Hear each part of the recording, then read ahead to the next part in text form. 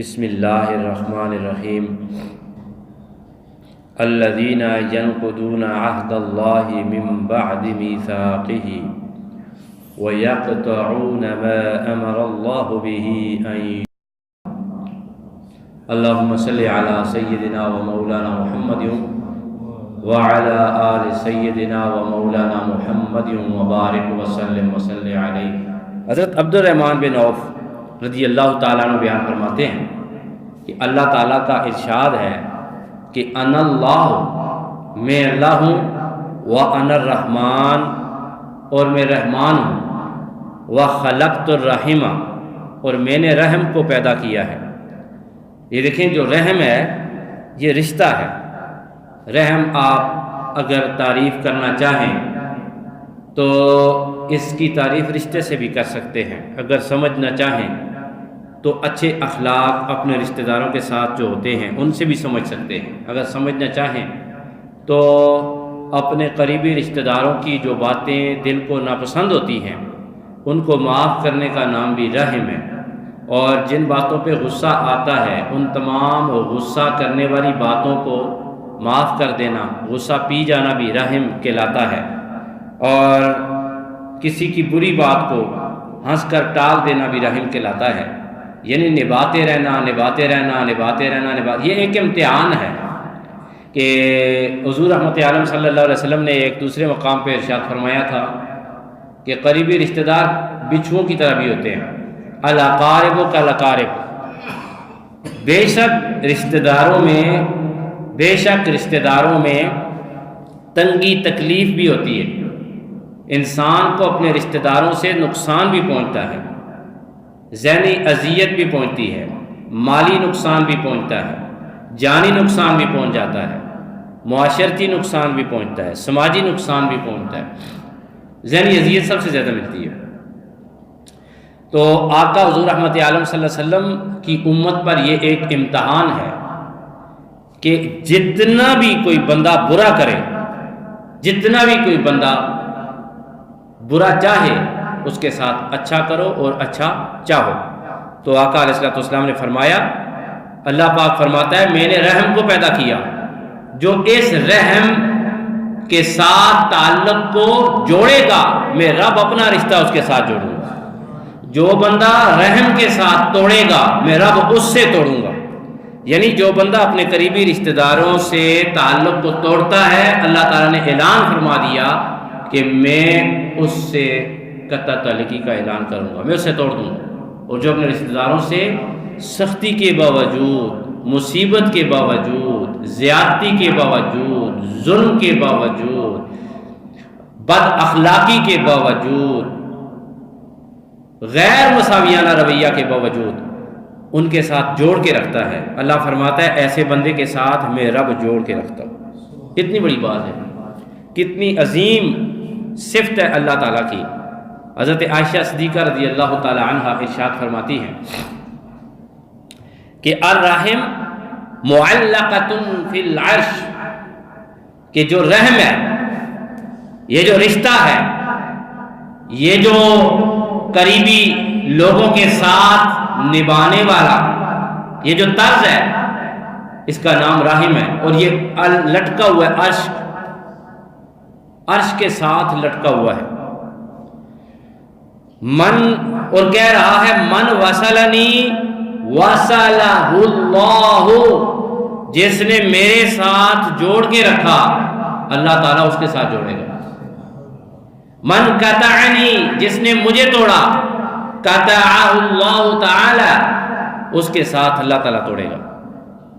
حدیث قدسی ہے، حضرت ابو ہریرہ رضی اللہ تعالیٰ عنہ ارشاد فرماتے ہیں کہ اللہ تعالیٰ نے رحم کو مخاطب کر کے فرمایا، رحم کو، کہ من وصل کے، اے قریبی رشتہ داروں کے درمیان محبت کے وجود، رحم، من وصل کے، جو تجھ سے جوڑے گا، وصل تو ہوں میں رب اس سے جوڑوں گا۔ من قطع کی، جو شخص تجھ سے توڑے گا میں رب اس سے توڑوں، قطع تو میں اس سے توڑوں گا۔ تو یہ دیکھیں احادیث متواترہ آپ سن رہے ہیں، اور یہ ان کا حوالہ اگر آپ دیکھنا چاہیں تو تمام کتب صحاح میں اور دیگر کتب احادیث میں یہ حدیثیں موجود ہیں۔ بہت کتابوں کے اندر یہ حدیث آئی ہیں۔ آپ صحاح کی کوئی کتاب بھی اٹھائیں اور سیرت کی کوئی کتاب اٹھائیں، آپ حدیث کی کوئی کتاب اٹھائیں، ان حدیثوں کو آپ پڑھیں گے۔ حضور رحمت عالم صلی اللہ علیہ وآلہ وسلم کی حدیث مبارکہ، ہماری یہ خواہش ہوتی ہے، ہم دعا کرتے ہیں اپنے استادوں کے لیے، ہم دعا کرتے ہیں اپنے والدین کے لیے، اپنے محسنوں کے لیے کہ ان کی عمر زیادہ ہو۔ ہم دعا کرتے ہیں جی اللہ تعالیٰ کی عمر دراز کرے، کرتے ہیں دعا کہ نہیں کرتے؟ دعا کرتے ہیں یہ، اور یہ بھی دعا کرتے ہیں کہ تیری زندگی میں اللہ اضافہ کرے، اللہ تیری عمر میں اضافہ کرے، اور یہ دعا کرتے ہیں کہ اللہ تعالی رزق میں اضافہ کرے۔ یہ دو دعائیں کرتے ہیں۔ تو یہاں پر ایک حدیث سنیں، ہر شخص کی یہ چاہت ہوتی ہے کہ وہ لمبی زندگی جیے اور اس کے پاس وسیع رزق ہو۔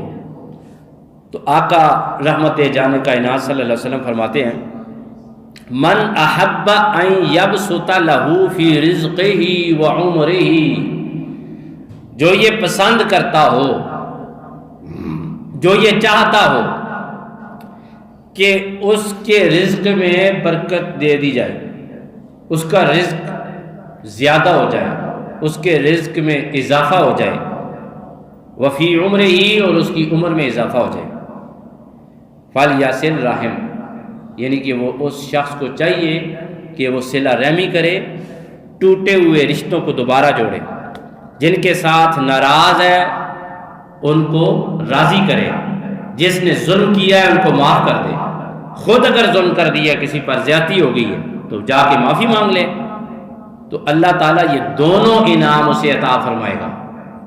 کون کون سے؟ ایک انعام اسے یہ ملے گا کہ اللہ تعالیٰ اس کے رزق میں برکت دے گا، اور دوسرا انعام اسے یہ ملے گا، اللہ تعالیٰ اس کی عمر میں برکت عطا فرما دے گا، اس کی عمر میں برکت عطا فرمائے گا۔ حاضرین، حضور رحمت عالم صلی اللہ علیہ وآلہ وسلم ارشاد فرماتے ہیں کہ اس کے ساتھ جوڑو جو تمہارے ساتھ توڑے، اور اسے معاف کر دو جو تم پر ظلم کرے۔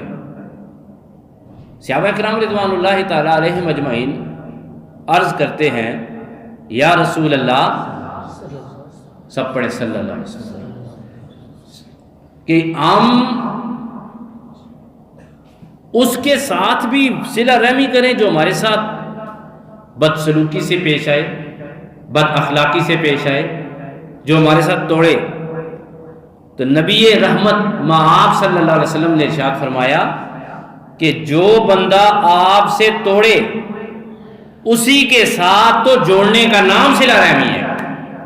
جو آپ کے ساتھ اچھے اخلاق سے پیش آتا ہے، آپ اس کے ساتھ اچھے اخلاق سے پیش آتے ہیں، یہ صلہ رحمی تو نہیں، یہ تو بدلہ ہوا، یہ تو بدلہ ہے، صلہ رحمی نہیں ہے۔ صلہ رحمی تو اس چیز کا نام ہے کہ جو آپ سے توڑے آپ اس سے جوڑیں، جو آپ سے ناراض ہو آپ اس کو راضی کریں، جو آپ پہ ظلم کرے آپ اس کو معاف کریں، جو آپ کو غصے سے دیکھے آپ اس کو مسکرا کے دیکھیں۔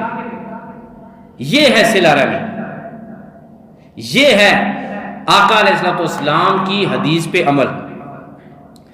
تو جو صحابہ کرام نے پوچھا، حضور رحمت عالم صلی اللہ علیہ وسلم نے اس کا جواب ارشاد فرمایا۔ ایک دفعہ آقا علیہ الصلوۃ والسلام خطبہ ارشاد فرما رہے تھے، آپ خطبہ ارشاد فرما رہے تھے، خطبہ ارشاد فرماتے فرماتے اچانک آپ نے فرمایا، جو قاطع الرحم ہے وہ اٹھ کے چلا جائے، جس سے اس کا کوئی رشتہ دار ناراض ہے وہ اٹھ کے چلا جائے ہماری مجلس۔ اب سارے ایک دوسرے کو دیکھنے لگے۔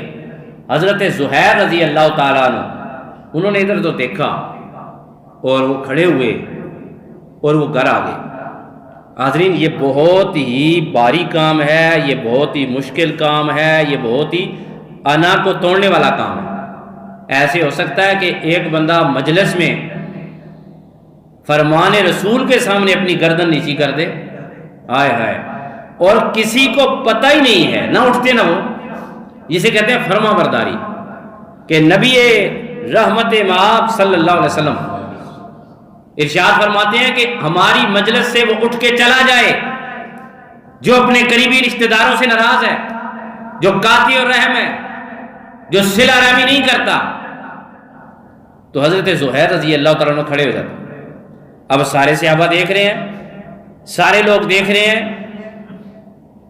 آقا رحمت دیکھ رہے ہیں، تو آپ نے سر جھکایا اور گھر کی طرف چل دیے۔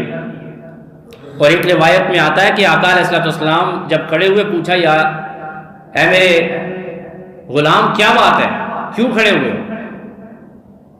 تو کہنے لگے یا رسول اللہ صلی اللہ علیہ وسلم فدا کا امی و ابی، میرے ماں باپ پر قربان ہو، میری خالہ مجھ سے ناراض ہے۔ تو ہم نے فرمایا نکل جاؤ، چلے جاؤ۔ تو یہ گئے، تو اب معاملہ یہ تھا کہ خالہ سے کوئی ایسی بات ہو گئی تھی جس کی وجہ سے حضرت زہیر ناراض تھے۔ ماں ان کی فوت ہو گئی تھی، خالہ ان سے پیار کرتی تھی ماں جیسا، خالہ ہوتی، ہم کہتے ہیں نا اپنی زبان میں ماسی، تو ماسی کا مطلب ہے ماں سی، ان کے ماں جیسی۔ تو وہ ان کے جہاں پہ یہ رہتے تھے حضرت زہیر، ان کے گھر میں آئی، تو انہوں نے کہا نہیں میں نہیں بات کرتا۔ پھر وہ آئی ان کے پاس کہ مجھے معاف کر دو، میری کسی بات سے ناراض ہوئے ہو۔ انہوں نے کہا نہیں، کیونکہ وہ قریب ترین دور تھا نا جاہلیت کا، تو یہ روشنی آقا علیہ السلام کے در مبارک سے ملتی ہے۔ انہوں نے کہا نہیں ایسی بات نہیں ہے، میں نہیں ملتا، بس میں ناراض ہوں۔ وہ چلی گئی۔ اب وہ بھی اپنی جگہ پہ بڑی پریشان تھی، وہ بھی اپنی جگہ پہ غمزدہ تھی کہ زہیر میرا بھانجا مجھ سے ناراض ہے۔ دروازے پہ دستک ہوئی، پلٹ کر دیکھا سامنے بھانجا کھڑا تھا، تو اس نے کہا السلام علیکم ورحمۃ اللہ۔ نے کہا وعلیکم السلام، خیر تو ہو، آج تو خود آ گئے ہو، تو آ جاؤ نا، کھڑے کیوں ہو؟ انہوں نے کہا میں اجازت مانگ رہا ہوں، حضور نے فرمایا کسی کے دروازے پہ جاؤ، یہاں تک کہ اپنے گھر بھی جاؤ تو دستک دے کے آیا۔ تو دستک دے کے اپنے اجازت کے لیے قیام فرمایا، پھر آپ کو اجازت، جب اندر گئے تو کہا کہ خالہ جان مجھے معاف کر دیں۔ تو ان کی آنکھوں میں آنسو ہے، کہتے ہیں معافی تو مجھے مانگنی چاہیے، غلطی تو میری ہے۔ تو پھر ان کے سر پہ بوسہ دیا اور واپس پلٹے، تو بارگاہ رسالت مآب صلی اللہ علیہ وآلہ وسلم میں جب حاضر ہوئے تو آقا علیہ السلام نے فرمایا میں نے یہ اس لیے کیا ہے کہ جس مجلس میں کوئی قاطع الرحم بیٹھا ہو، جس مجلس میں کوئی ایسا انسان بیٹھا ہو جو اپنے قریبی رشتہ داروں سے ناراض ہو یا قریبی رشتہ داروں کا کینہ دل میں رکھتا ہو، تو پوری مجلس پہ اللہ تعالیٰ رحمت نازل نہیں فرماتے۔ اور ایک روایت میں ہے کہ جس مجلس میں ایک ایسا شخص بیٹھا ہو جو اپنے قریبی رشتہ داروں سے قطع تعلق کرتا ہو، تو پوری مجلس میں سے کسی کی دعا قبول نہیں ہوتی۔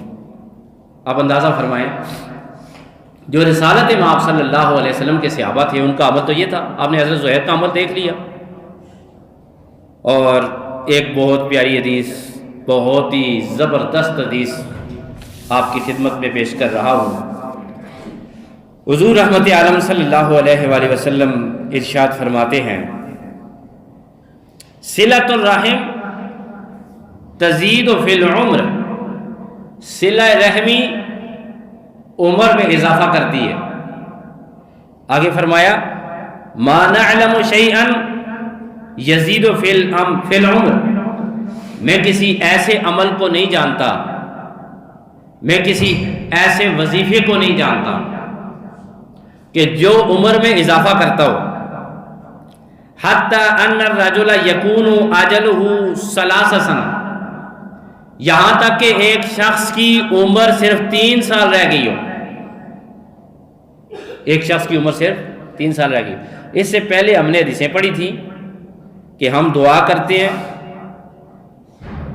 کہ یا اللہ فلاں کی عمر میں اضافہ فرما، تو میں نے اس کی توجیہ پوچھی تو جواب یہ ملا کہ دنوں میں اضافہ نہیں ہوتا،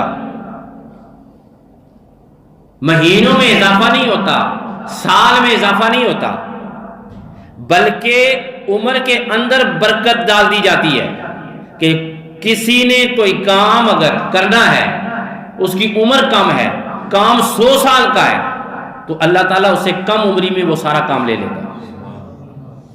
جیسے حضرت امام غزالی رحمۃ اللہ تعالیٰ علیہ کی عمر ٹوٹل عمر 55 برس تھی، لیکن اللہ تعالیٰ نے ان سے اتنا کام، انہوں نے اتنی کتابیں لکھی، اتنے صفحے لکھے، اتنا کام کیا، آج 55 برس پورے بھی ہم پڑھتے رہیں تو ان کے صفحے ہم پورے پڑھ نہیں سکتے۔ ایک مثال اور دے کے ہم آگے چلتے ہیں۔ حضرت عمر بن عبدالعزیز کی ٹوٹل عمر کتنی تھی؟ ٹوٹل عمر 39 ایئرز، 39 سال۔ یہ سمجھ سکتے ہیں، یعنی کہ میں 39 سال کا ہوں، 38-39 سال کا۔ آپ اندازہ کریں کہ اتنی چھوٹی عمر، 36 برس کی عمر میں اللہ تعالیٰ نے انہیں امیر المومنین بنا دی، اور 3 یا 4 سال میں انہوں نے عرب پر حکمرانی کی، ایسی حکمرانی کی، ایسا عدل قائم کیا، ایسے اصول وضع کیے، اپنے سابقہ جتنے بھی بنو امیہ میں حکمران تھے ان کا ایسا ازالہ کیا، اور زمین کو اللہ کے عدل سے بھر دیا کہ آج دنیا کے جس گوشے میں جائیں، حضرت عمر کے بعد حضرت عمر بن عبدالعزیز کی مثال دی جاتی ہے۔ ہر بچہ، ہر بڑا آپ کے نام سے بخوبی واقف ہے۔ 39 سال کی عمر میں آپ اللہ تعالیٰ کو پیارے ہو گئے تھے، وفات پا گئے تھے، لیکن تھوڑی سی عمر میں اور بھی کئی مثالیں ہیں، لیکن ہمارا جو ٹاپک ہے تو اس سے جو ہے وہ ہم نکل نہ جائیں، ہم آگے بڑھتے ہیں۔ آج تک تو یہ سنا تھا سال کے اندر 2 سال کی برکت ڈال دی جاتی ہے، مہینے کے اندر کئی مہینوں کی برکت ڈال دی جاتی ہے، ہفتوں میں کئی ہفتوں کی برکت ڈال دی جاتی ہے، دنوں میں کئی دنوں کی برکت ڈال دی جاتی ہے، مگر آج ہم نے جو حدیث پڑھی ہے، آئیے سنیں، مصطفیٰ فرماتے ہیں برکت نہیں ڈال دی جاتی، بلکہ پورے سال متعین کر کے اس کی عمر میں اضافہ فرما دیا جاتا ہے۔ حدیث سنیں، صلۃ الرحم تزید فی العمر، صلہ رحمی اضافہ کرتی ہے عمر میں۔ ما نعلم شیئا یزید فی العمر، میں کسی ایسی چیز کو نہیں جانتا جس کی وجہ سے عمر میں اضافہ ہوتا ہو۔ حتی ان الرجل یکون اجلہ 3 سنہ، یہاں تک کہ ایک شخص جس کی عمر 3 برس رہ گئی ہو، ایک شخص ہے جس کی عمر 3 سال رہ گئی ہے۔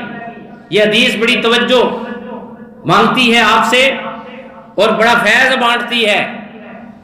یہ پڑھنے والوں کے درمیان آقا رحمت مآب صلی اللہ علیہ وسلم فرماتے 3 سال ایک شخص کی عمر رہ گئی ہو اور اس سے کوئی ناراض ہو، کوئی رشتہ دار ناراض ہو،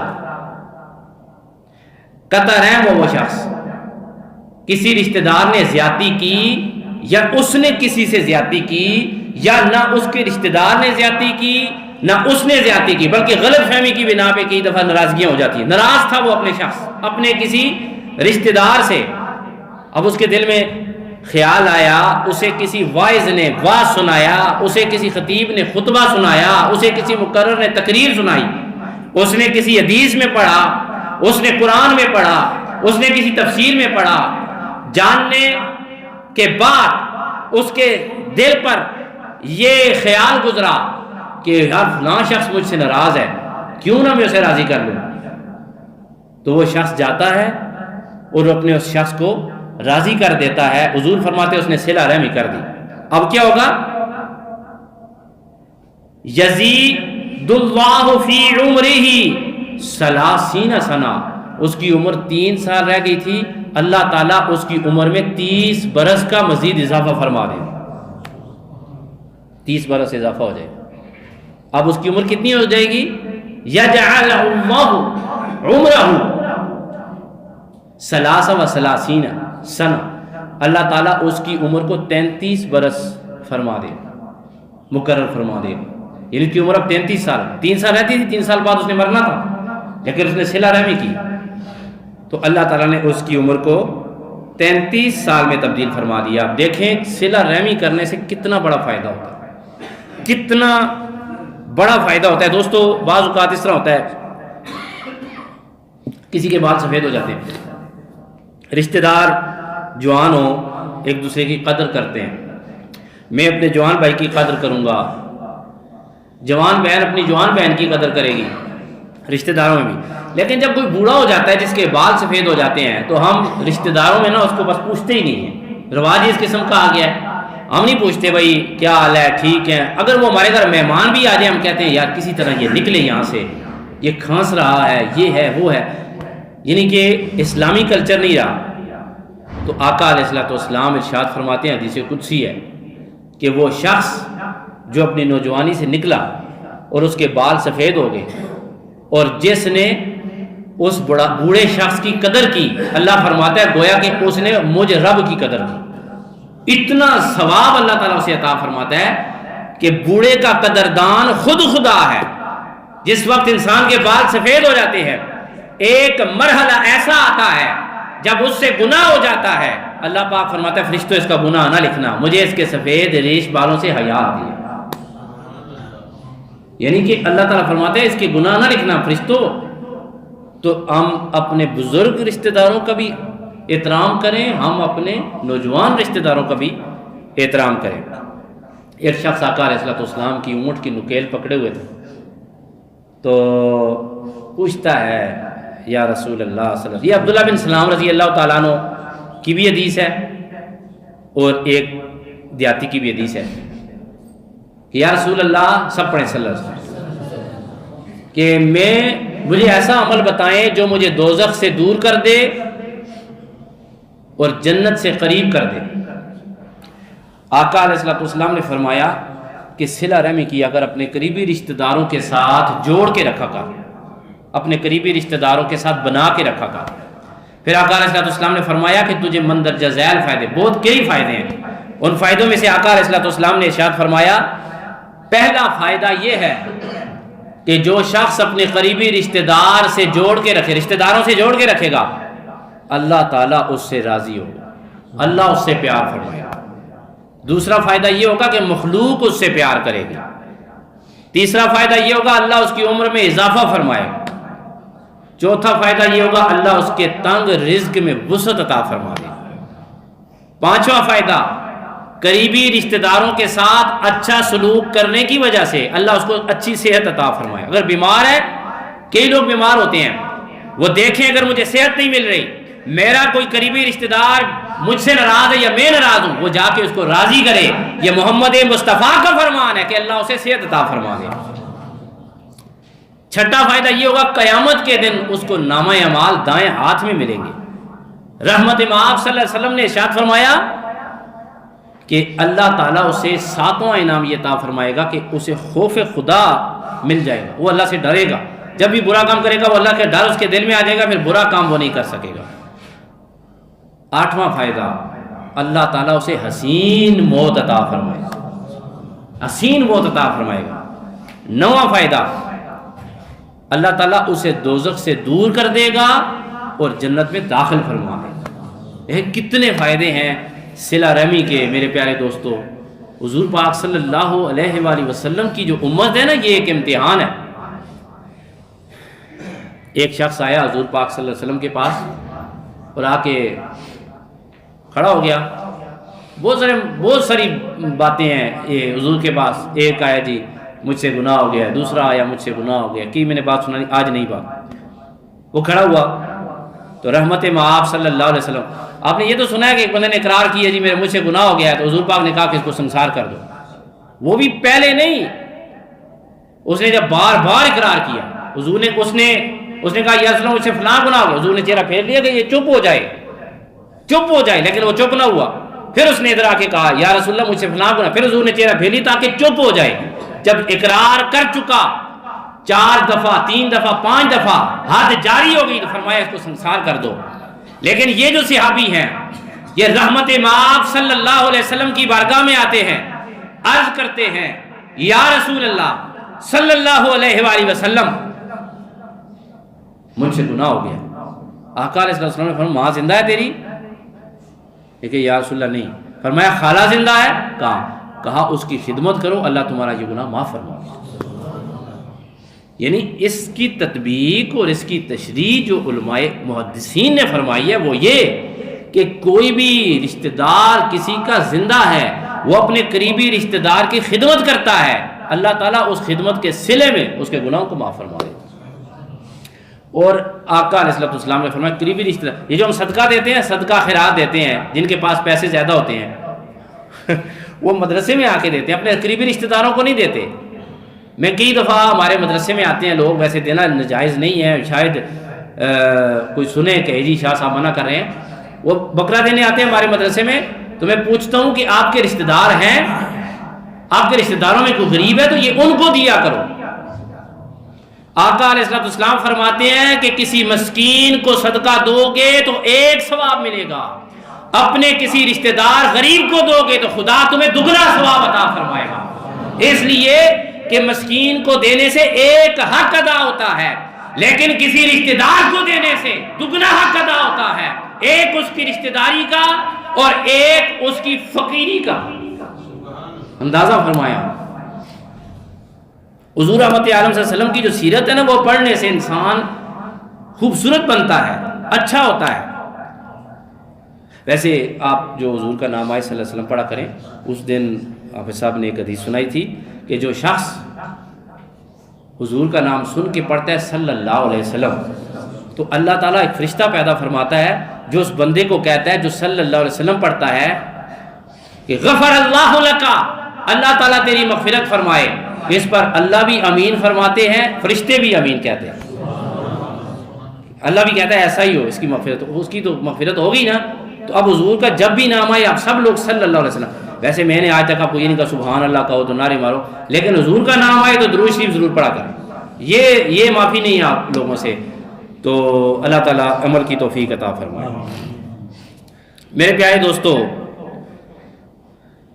ویسے بعض چیزیں ایسی ہوتی ہیں جو بڑی غلط فہمی کا نتیجہ ہوتی ہیں، بہت غلط فہمی کا نتیجہ. کئی ناراضگیاں، واقعی ناراضگیاں ہوتی ہیں، زیادتی ہوتی ہے، واقعی زیادتی. جو بندہ زیادتی کرتا ہے اسے چاہیے فوراً جا کے اگلے سے معافی مانگے. 1 دفعہ مانگے، دوسری دفعہ مانگے، تیسری دفعہ مانگے، چوتھی دفعہ مانگے، 5ویں دفعہ مانگے، وہ معافی مانگتا رہے. اس لیے کہ جس کے ساتھ زیادتی ہوئی، قول میں، ہاتھ سے، مال سے، کسی کے پیسے کھا لیے، پیسے دیں واپس، نہیں ہے معافی مانگیں. اگر کسی کے ساتھ کسی طرح کی بھی زیادتی ہوئی ہے، معافی مانگنی چاہیے، حق ادا کرنا چاہیے. اگر ایسا نہیں ہوا تو اللہ تعالیٰ کی طرف جانے والی تار ٹوٹ گئی. یہ سمجھ، یہ اللہ تعالیٰ کی طرف جانے والی، یہ انسان تار ہے، یہ رشتہ دار تار ہے، یہ سوسائٹی تار ہے، یہ راستہ ہے. یہ اللہ کی طرف جو راستہ جاتا ہے وہ انسانوں کی طرف سے ہو کے، انسانوں کے دلوں کی طرف سے ہو کے جاتا ہے. داتا صاحب فرماتے ہیں اللہ کو کہاں ڈھونڈ رہے ہو؟ اپنے قرب و جوار میں رہنے والے رشتہ داروں کے اور دیگر لوگوں کے حقوق پورے کرو. دیکھو آسمان والا رب تمہیں کتنی محبتوں سے نوازتا ہے. کدھر اللہ کو ڈھونڈ رہے ہو؟ اللہ دلوں میں رہتا ہے. تو میرے پیارے دوستو، میں یہ حدیث ایک دفعہ پہلے سنا چکا ہوں، لیکن چونکہ ہمارے ٹاپک کو آج سپورٹ کر رہی ہے دوبارہ سنا رہا ہوں. بڑے مزے کی حدیث ہے، امام الانبیاء، لیکن آپ نے نہیں پڑھا صلی اللہ علیہ وسلم. سب پڑھیں، محبت سے پڑھیں.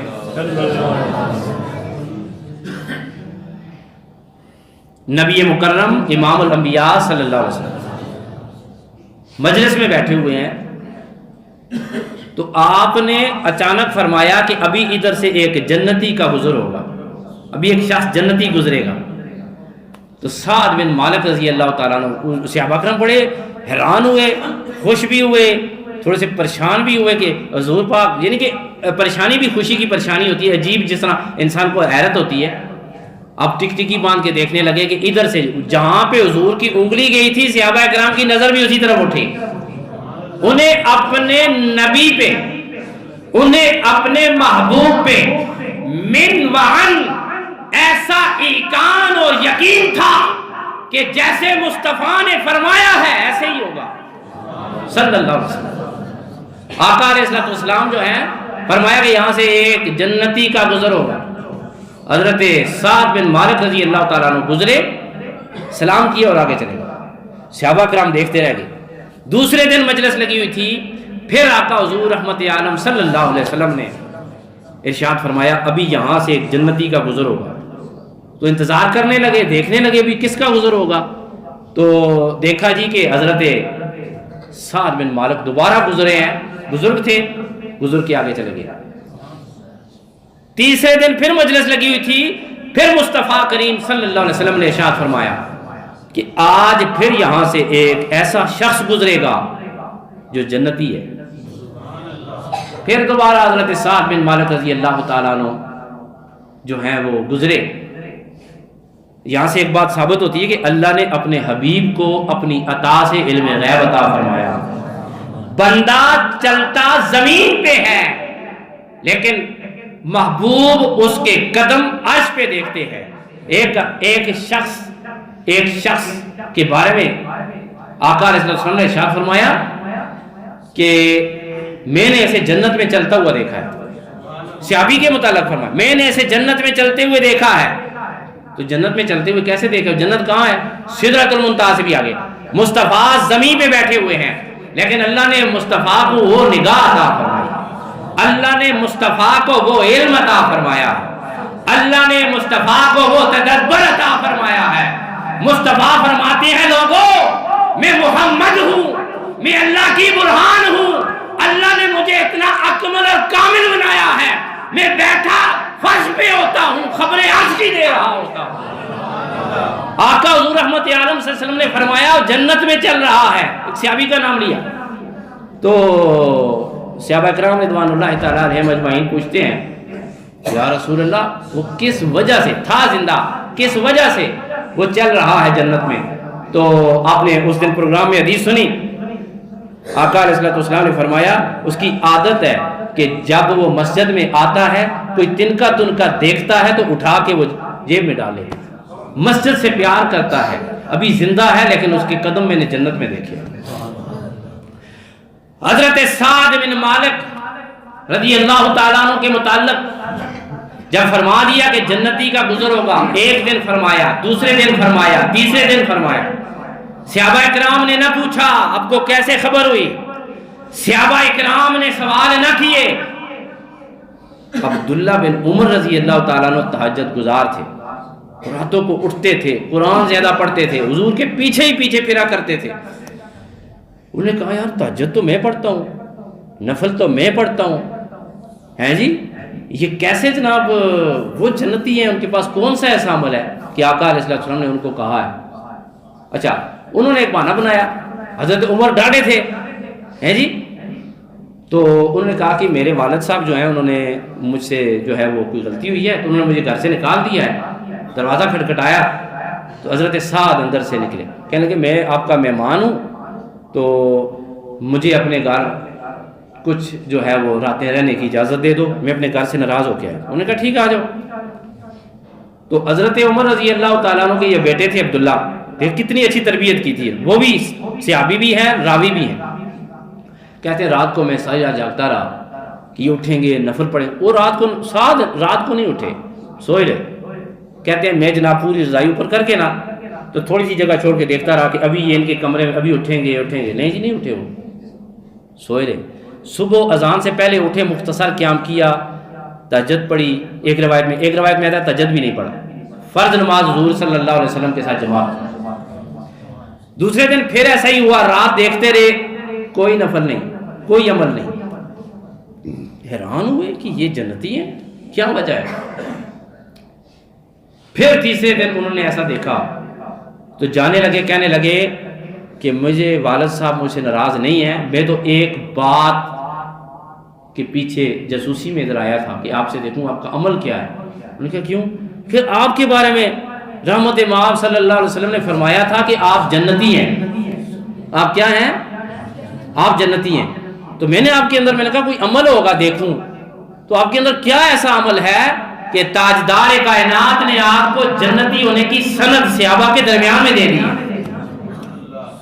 تو آپ نے کہا میرا تو کوئی ایسا عمل نہیں ہے، بس پنجگانہ نماز جماعت سے پڑھتا ہوں، قرآن پڑھ لیتا ہوں تھوڑا بہت، لیکن میرے اندر کوئی ایسا. ہاں پھر آپ نے فرمایا ہاں ایک عمل ہے، ہوا ہا ہونا ہوا ہاں ہوں، آپ نے دل کی طرف اشارہ فرمایا، ہاں میرے دل کا ایک عمل ہے. آپ نے فرمایا کون سا عمل ہے؟ حضرت سعد بن مالک کہنے لگے کہ میرے ساتھ کوئی زیادتی کر دے تو میں کبھی کسی کی بات دل میں نہیں رکھتا، میں کبھی کسی سے یعنی کینہ نہیں رکھتا، دل میں میرے کوئی بات نہیں ہوتی، میں چند لمحوں بعد معاف کر دیتا ہوں. اگر مجھ سے زیادتی ہو جائے تو میں گھر جا کے معافی مانگ لیتا ہوں. یہ چھوٹا سا عمل، چھوٹا سا عمل ہمارے دل کینوں سے بھرے ہوئے. دوستو آج جن دوستوں نے حدیثیں سنی ہے، جنہوں نے نہیں سنی یہ سن لیں، ریکارڈنگ ہو گئی ہے. آپ لوگ جو ہیں وہ ہم لوگ، آپ لوگ نہیں، ہم سب لوگ اپنے قریبی رشتہ داروں سے تعلق کو جوڑ دیں. خدا کی قسم خدا ہماری کسی بھی قسم کی مصیبت ہمارے قریب نہیں آنے دے گا. اللہ ہماری مصیبتیں دور فرمائے گا، اللہ بیماریاں دور فرمائے گا، اللہ ناگہانی آفتیں دور فرمائے گا، رزق کی تنگی دور ہو جائے گی، عمر کی بے برکتی دور ہو جائے گی، گھر میں بدحالی ختم اور خوشحالی کا دورہ شروع ہو جائے. آج یہ دعا کریں، وعدہ نہ کریں، نہ میں ہاتھ کھڑے کراتا ہوں، اپنے دل اور اپنے ضمیر سے کریں یار جس کا کوئی رشتہ دار بیمار ہے، جس کا کوئی رشتہ دار جو ہے وہ ناراض ہے تو میں اس کو راضی کروں گا اور اللہ تعالیٰ کو راضی. اس رشتہ دار کو راضی کرنے کا مطلب کیا ہے؟ اللہ تعالیٰ کو راضی کرنا. فتح مکہ کا یاد ہے نا آپ کو؟ فتح مکہ، حضور پاک صلی اللہ علیہ وسلم اور آپ کے صحابہ کرام کے ساتھ کتنے ظلم اور زیادتیاں ہوئیں. مکہ سے چلے گئے آقا علیہ السلام، 10 سال کے بعد دوبارہ جب مکہ میں داخل ہوئے تو 10,000 فوج کا لشکر آقا علیہ السلام. تو بھائی اب جو سامنے والے تھے کہنے لگے یار اب تو ہمارا تو خیر نہیں ہے ہماری، جی کفار کہنے لگے اب ہماری خیر نہیں ہے، یہ قافلہ جو آ رہا ہے محمد اپنے بدلے موڑے گا، ان کے ساتھی اپنے بدلے چکائیں گے صلی اللہ علیہ وسلم. ایک صحابی آقا علیہ السلام کے سامنے آیا اور کہنے لگا کہ یا رسول اللہ ھذا یوم فلحما، آج کا دن تو کیما کرنے کا دن ہے. حضور کے صحابی کہنے لگے آج کا دن کون سا دن ہے؟ کیما کرنے کا دن ہے، یعنی کہ یہ کفار کی بوٹیاں اڑانے کا دن ہے.